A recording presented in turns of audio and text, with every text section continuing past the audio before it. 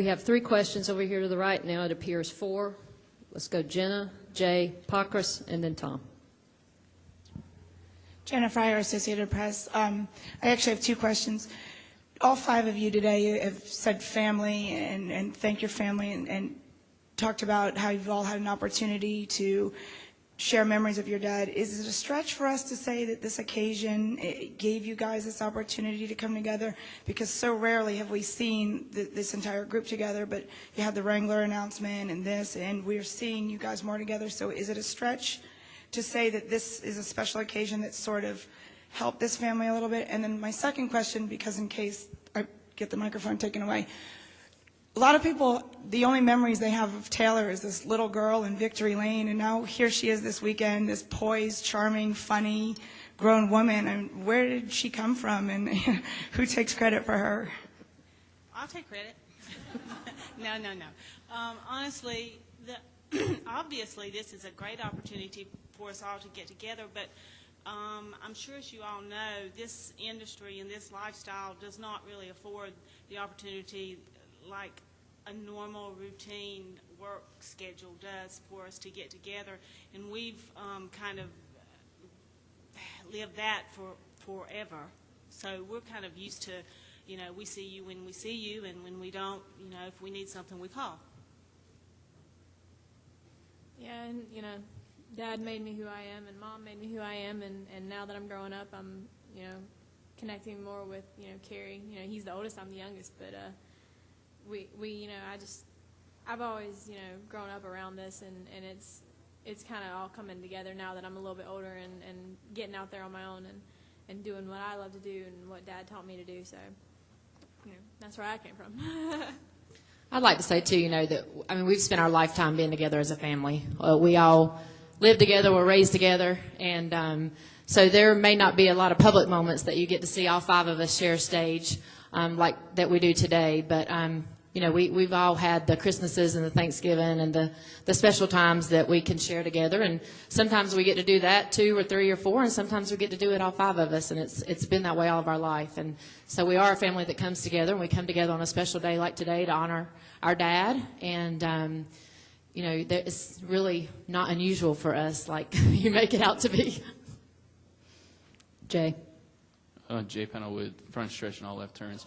Y'all talked about how Dale Sr. instilled different things in each one of you. Do you think that's something he consciously did, or was that something that just, one of you picked up the race and one of you picked up business, outdoors, different things like that? I think it was just the fact that he was in different points in his life. When with Kerry, he was struggling to be in racing and do what he loved, and with Dale, he always took him to the track, and Kelley, business and then trying to make her a racer. But and then with me, it's just he had more time to try other things. So I think it's just all timing that we all got different experiences. Let me also say that he was very aware and hopeful that his children could do whatever they chose to do. Bob. Bob Pockrass, SceneDaily.com for Teresa and anybody else who wants to take it. Was this day more emotional than you thought, less emotional than you thought? Can you just kind of talk about what it was like? We've been enjoying these emotions ever since the nominations were confirmed. So it's not new, but yes, it's emotional. And I'm the type that I really don't put my emotions out there. So, but I do have them. I think any time that you get up and you talk about something that's personal to you, you're going to have a lot of emotion. And definitely the stories that were told today from everyone, the room was full of emotion, and it's no different for us.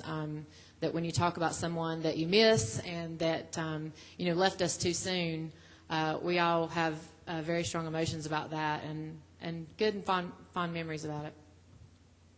Go ahead, Tom, and then we'll end with David. Tom Jensen, SpeedTV.com, for anybody who wants to take this. Usually when we go to a NASCAR event, it's very scripted, and there's thank your sponsors, and you want to make sure you say and do the right thing and all that. And today was a much more free form and open. Was it enjoyable for you guys to be relaxed and not be in an environment where you have to worry about saying and doing the right thing so much? Yeah, I think it was. I mean, I think it was more personal for the fans and for the folks out there that was watching on TV. It came from the heart from all of us. And, you know, when you're sitting there reading a script, it's someone else's words that's put in your mouth, and it can't mean the same as what it really is when it comes from the heart. David, you have the final question. Yeah, David Newton, ESPN.com. And it's kind of following up what Tom said for Dale Jr. I mean, you go to the racetrack each week and people ask you about your crew chief and wins and stuff like that. Today wasn't about that or your sponsors or anything. What was it like for you personally? I mean, everybody talks about how different the day was for them. What was it like for you to be up there and not have to deal with that and just kind of enjoy the history of the sport?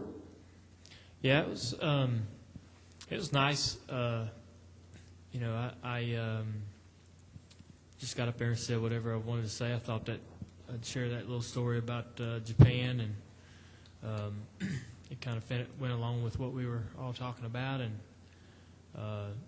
I really felt pretty comfortable, and it really basically came from just watching everybody else's speeches and how everybody else was enjoying themselves, and the atmosphere was really, really good, and I thought, you know, Winston Kelley and everybody did such a great job providing that for us, and the program went so smoothly. It was really, there was no effort at all, and there was really no nerves at all.